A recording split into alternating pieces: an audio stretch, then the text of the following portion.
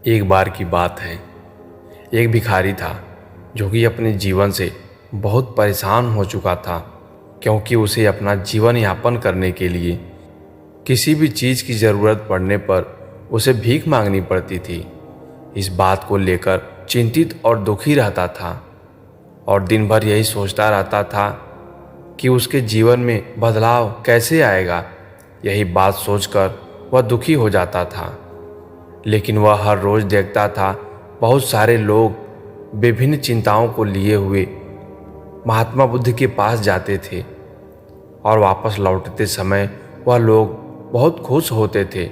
वह भिखारी नहीं समझ पा रहा था कि गौतम बुद्ध उन लोगों के साथ क्या करते थे कि वह लोग बहुत खुश हो जाते थे। वापस लौटते समय उन लोगों के पास ना तो कोई धन होता था और ना ही कोई सोना चांदी। तो फिर ऐसा क्या होता था कि लोग महात्मा बुद्ध के पास से वापस लौटते वक्त इतना खुश हो जाते थे।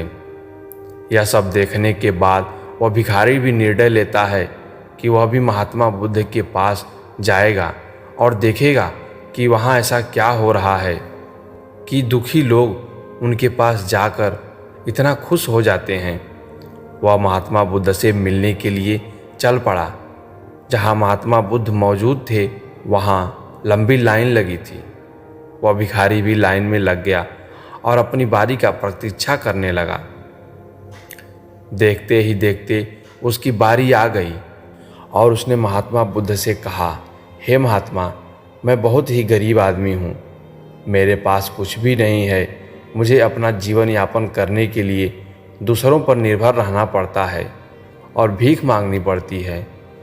अब आप ही बताइए, मैं अपने जीवन को कैसे बेहतर कर सकता हूँ। उस भिखारी की बात सुनकर महात्मा बुद्ध मुस्कुराए और बोले, तुम गरीब नहीं हो। तुम्हें ऐसा लगता है कि तुम गरीब हो क्योंकि तुमने आज तक कभी किसी के लिए कुछ नहीं किया, ना ही तुमने कभी किसी को दान दिया, ना ही तुमने दूसरों के लिए कुछ काम किया।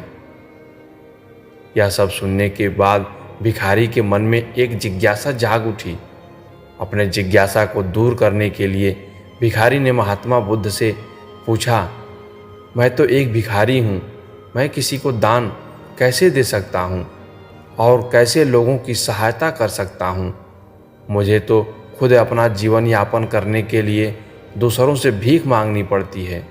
यह सब सुनने के बाद महात्मा बुद्ध थोड़ी देर तक चुप रहे और उससे बोले, तुम्हारे पास हाथ है जिससे तुम किसी की सेवा कर सकते हो और दूसरों का भला कर सकते हो। इसके अलावा तुम्हारे पास मुंह है जिससे तुम अच्छी अच्छी बातें कर सकते हो और दूसरों का हौसला बढ़ा सकते हो। यह सब करके भी तुम दूसरों की सहायता कर सकते हो। जरूरी नहीं कि दान सिर्फ पैसों से ही हो। हम चाहे तो शिक्षा का भी दान कर सकते हैं, चाहे तो अन्न का भी दान कर सकते हैं। ऊपर वाले ने अगर किसी को स्वस्थ शरीर दिया है तो वह गरीब नहीं है, बस उसका दिमाग गरीब है।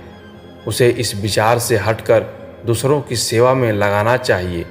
महात्मा बुद्ध की यह बात सुनकर वह भिखारी बहुत ही खुश हो गया और अब उसका मन संतुष्ट भी हो गया, क्योंकि उसे अपने प्रश्नों का उत्तर मिल गया था। उसने वहीं महात्मा बुद्ध के सामने निर्णय लिया कि आज के बाद वह भीख मांगना छोड़ देगा और मेहनत करके कुछ न कुछ अच्छा काम करेगा। दोस्तों, हम सब इसी चिंता में समय को बर्बाद कर देते हैं कि हम गरीब हैं, मगर यह सत्यता नहीं है।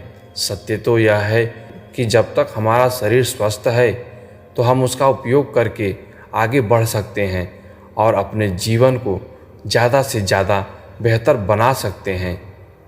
अगर कोई सिर्फ अपनी गरीबी पर ध्यान दे और उसे बदलने की कोशिश नहीं करता है तो वह मूर्ख है। दोस्तों, इसी तरह की और वीडियो देखने के लिए वीडियो को लाइक करें, चैनल को सब्सक्राइब करें। मैं मिलता हूँ आपको अगली वीडियो में, तब तक के लिए गुड बाय।